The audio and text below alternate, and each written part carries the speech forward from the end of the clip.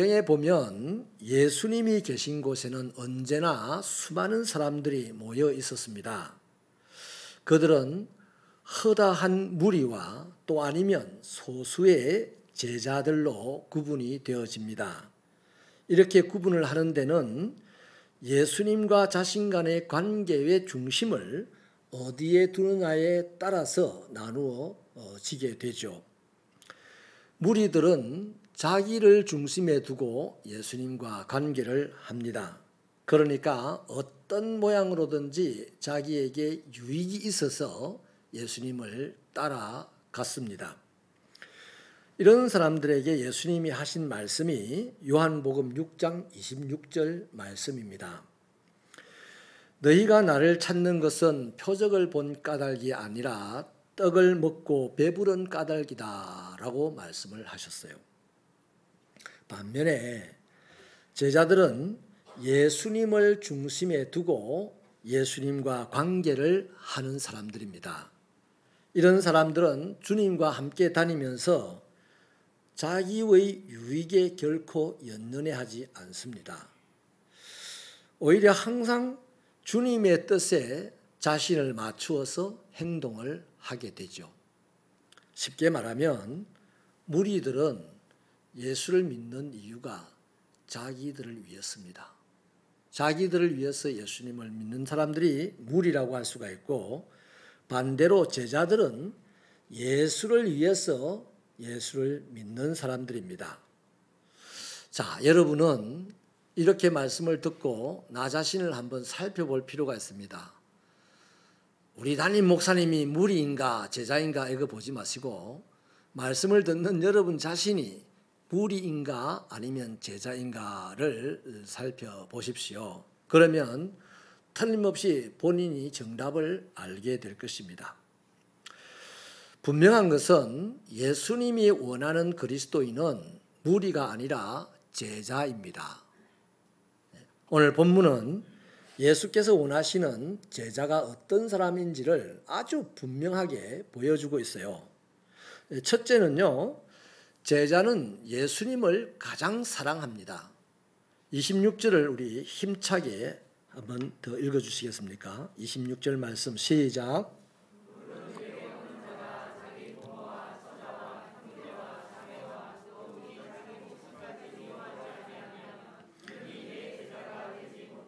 아멘. 참 부담스러운 말씀이죠.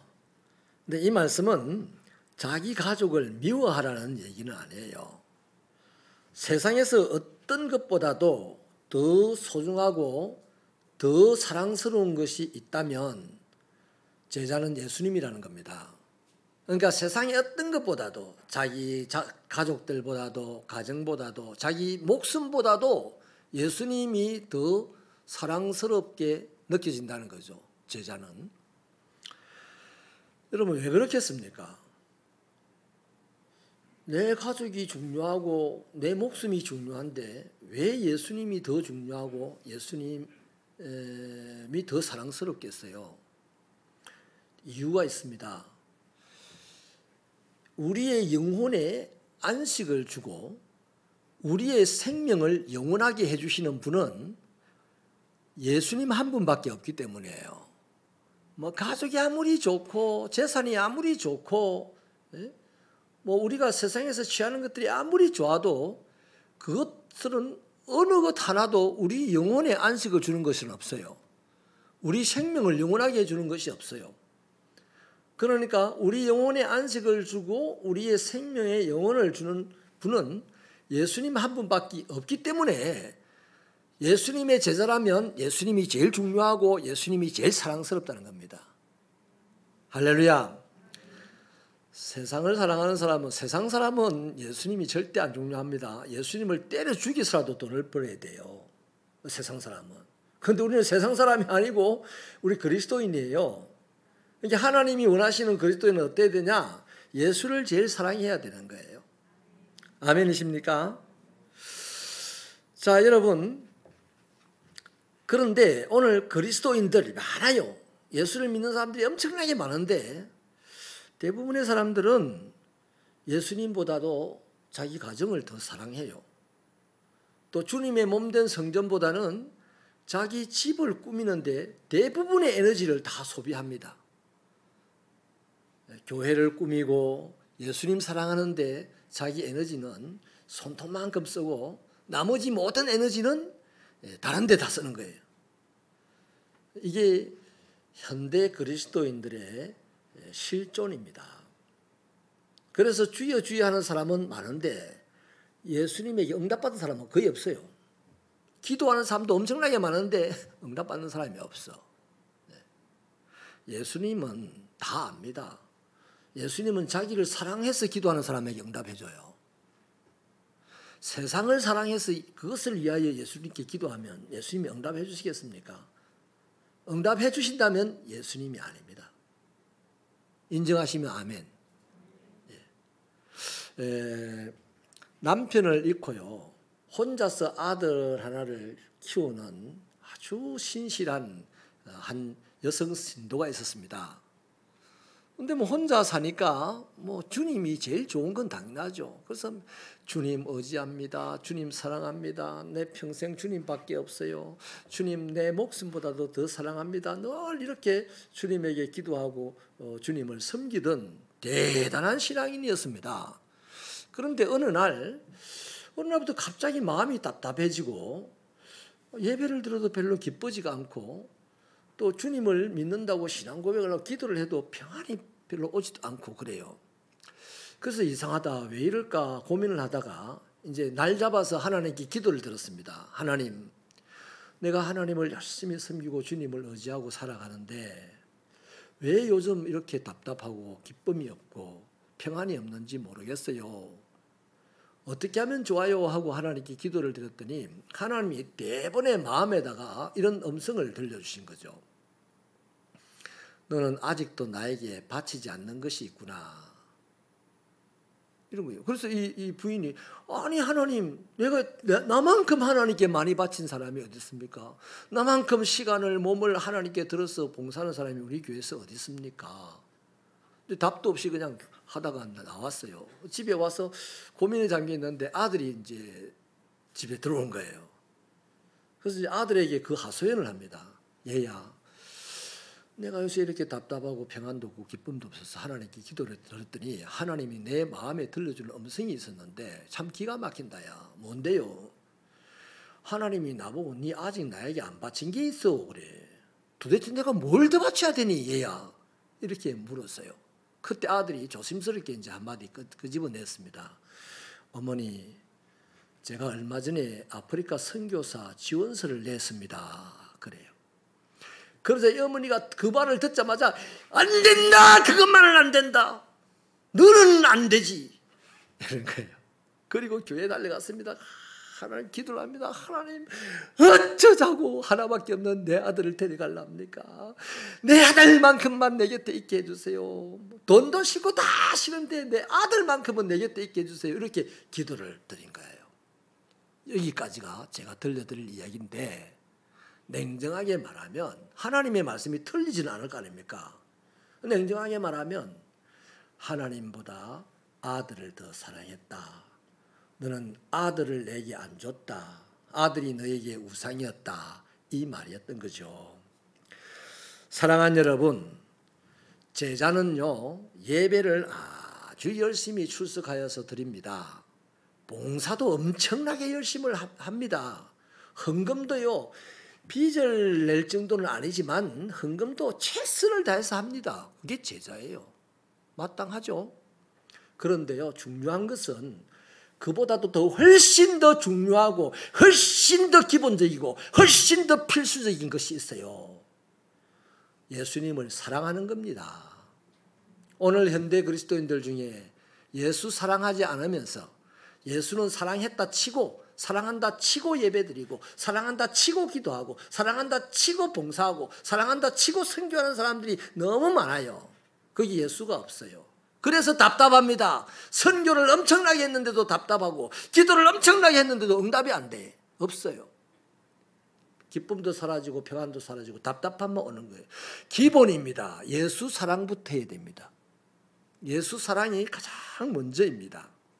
그래서 예수님은요, 누가복음 14장 33절, 오늘 우리가 읽었던 본문 조금 더 아래에 내려가 보면 이와 같이 너희 중에 누구든지 자기 외 모든 소유를 버리지 아니하면 능히 내 제자가 되지 못하리라, 이렇게 말씀을 하세요. 그러니까 제자는 자신에게 있는 그 어떤 것보다도 예수님을 더 사랑하는 사람이 제자입니다.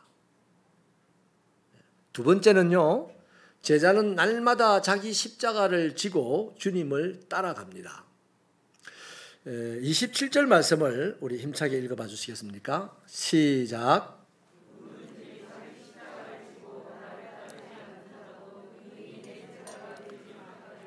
아멘.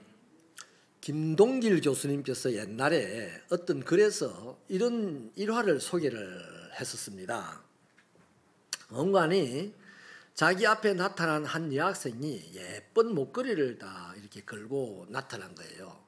근데 교수님이 보시기에 마음이 좀 불편했던가 봐요. 그래서 괜히 참견을 했답니다. 얘야, 십자가는 그 가슴에 달고 다니는 게 아니고 등에 지고 다니는 거란다. 그렇게 얘기를 했더니 이 학생이 냉큼 대답하는 말이, 네 목사님, 네 교수님, 저도 뛰어다니다 보면 가끔 십자가가 등에 가 있어요. 그래서 김동길 교수님이 참 어이가 없었다 하는 소감을 적어놓은 걸 제가 봤습니다.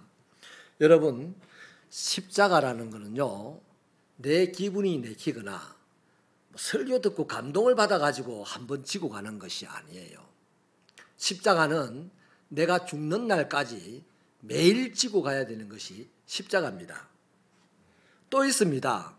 이거 개신교인들이 잘 들어야 될 내용입니다. 우리는 부흥회하면 십자가 얼마든지 져요. 그런데 부흥회 끝나고 3일 지나고 나면 십자가 갖다 버려버렸어. 또 한 가지 더 있어요. 십자가는요, 자기를 과시하고 자랑하면서 지고 가는 것이 아니라 욕을 집어먹으면서 묵묵히 지고 가는 것이 십자가입니다. 또 하나 더 있습니다. 십자가를 지고 갈 때 본인이 가고 싶은 곳을 가는 게 아니에요. 반드시 예수님이 하신 길을 따라가는 것이 바로 십자가를 지고 가는 방법입니다. 요거 우리 개신교인들 너무 간과하고 살아요. 그러니까요, 제자라면 가정에서, 직장에서, 교회에서, 사회에서, 이런저런 공동체 안에서 언제나 고난의 십자가를 짊어져야만 합니다. 그게 제자입니다. 어떻게 하면 내가 속한 공동체를 위하여 내가 수고할까? 무엇을 하면 내가 수고할까? 이런 생각을 하면서 신앙생활을 하는 사람이 바로 제자입니다. 그럴 때 그 사람은 제자에 속한 그리스도인이라고 말하는 거예요. 이런 사람의 삶에서만 그리스도의 향기가 흘러나오게 되었어요. 교회 다닌다고, 기도한다고, 선교한다고, 봉사한다고 그리스도의 향기가 흘러나오는 게 아니에요. 그 마땅히 해야 되는데 십자가를 지고 봉사하고, 십자가를 지고 선교하고, 십자가를 지고 기도할 때 그때에 예수의 향기가 나온다 이 말이에요. 아멘이십니까? 분명하게 하셔야 합니다. 기독교는 편안하게 신앙생활하는 그런 종교가 아니에요. 제가 일전에 바디메오 설교를 드릴 때 말씀을 들었죠. 적당하게 신앙생활하는 종교가 아니라고요. 그게 개독교입니다. 개독교. 개독교는 적당하게 신앙생활해요. 편안한 대로 신앙생활합니다. 그러나 기독교는요, 간절하게 신앙생활하는 곳입니다. 그래서 왜 오늘 교회가 개독교라는 소리를 듣느냐? 간절함이 없어졌기 때문에 개독교라는 소리를 들어요. 우리 교회가 간절하면 세상은 우리 교회를 존경하고 우리 교회를 기대합니다. 그런데 세상이 왜 교회를 존경하지 않고 기대를 하지 않나요? 적당히 해서 그래요. 간절함이 사라져서 그런 거예요. 그렇기 때문에 교회를 다니면서요, 어떻게 하면 편하게 다닐 수 있을까? 또 어떤 교회에 나가면 내가 더 대접을 받을 수 있을까? 어떤 교회 가면 내가 더 높임을 받을 수 있을까?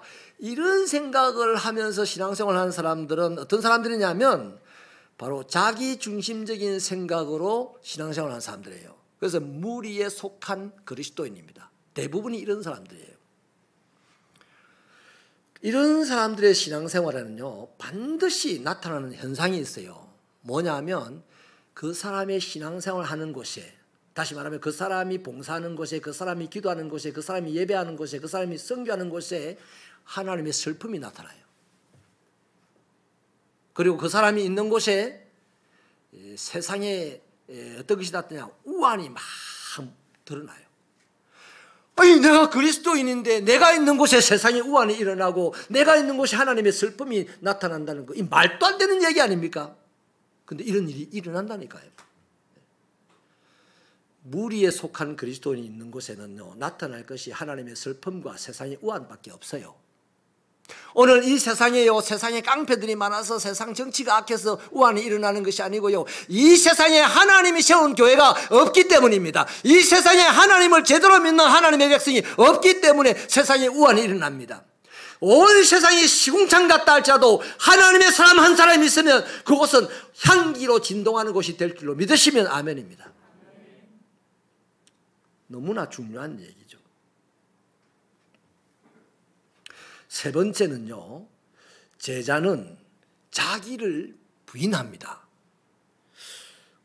우리는 오늘 본문에서 이 말씀을 찾아보기는 어려워요. 그런데요, 지금까지 우리는 두 가지를 들었습니다. 그리스도의 제자는 세상 어떤 것보다 예수를 사랑한다는 것과 그리스도의 제자는 자기 십자가를 지고 주님을 따른다는 것을 우리가 들었습니다. 그런데 모든 그리스도인은 이 두 가지를 잘 압니다. 이렇게 해야 된다는 걸 잘 알고 할 수만 있으면 이렇게 하고 싶어 합니다. 그런데 생각대로 안 되잖아요.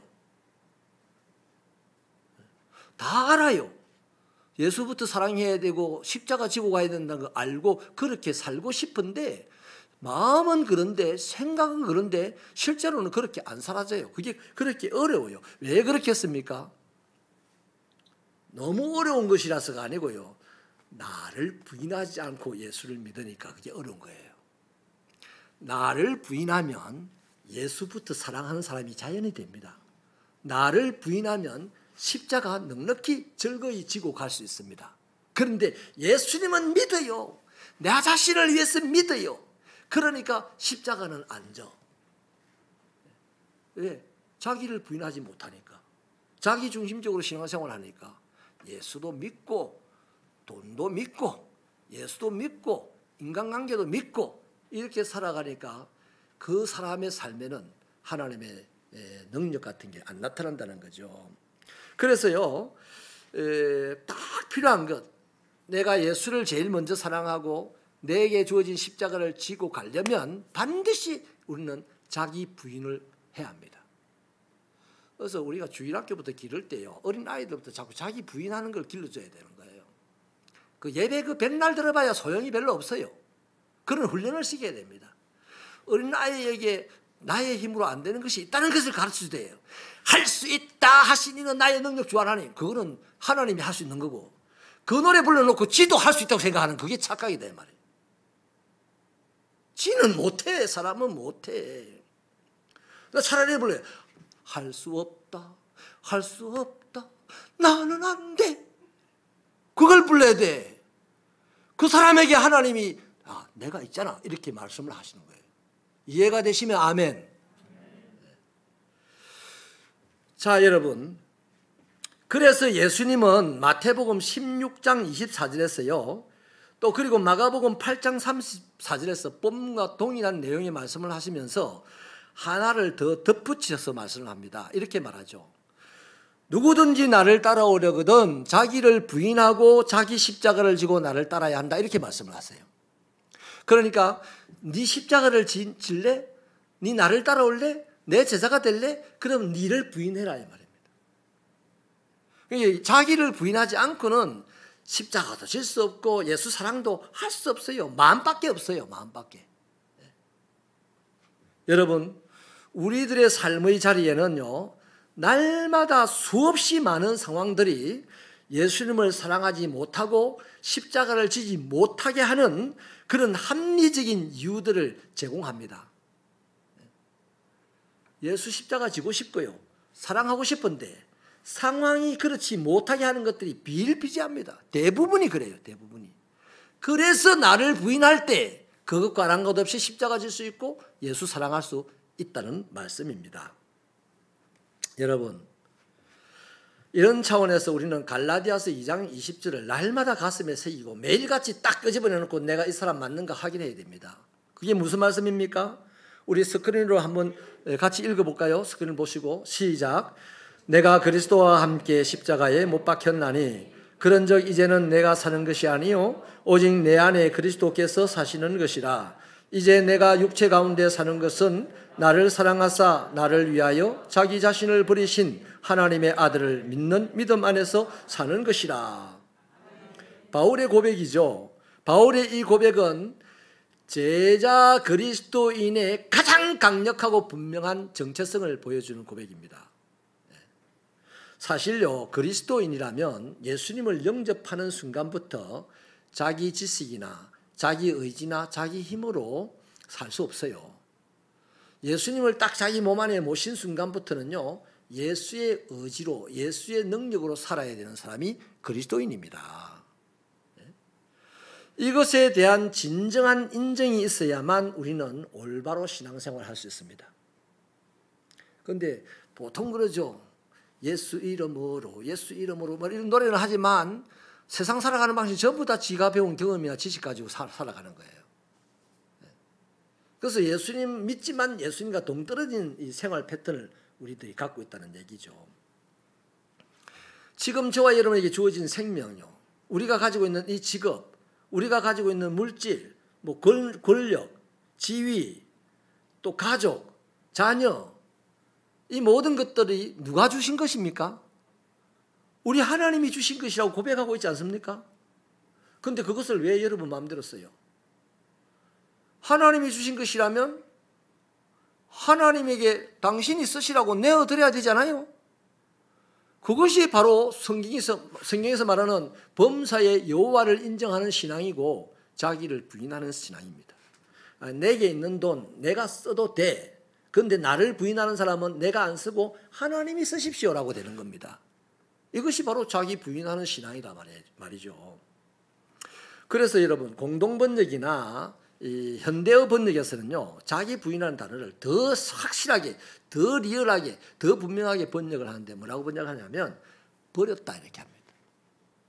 그 말이 정확한 번역입니다.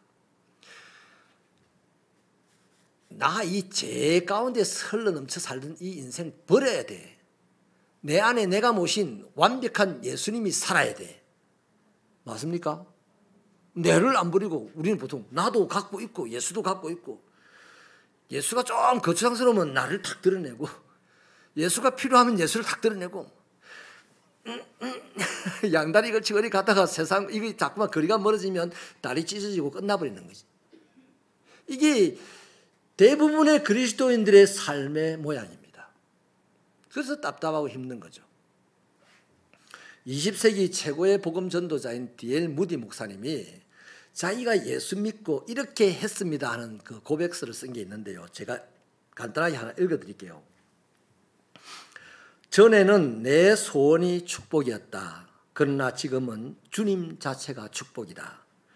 전에는 내가 감정의 중심이었다.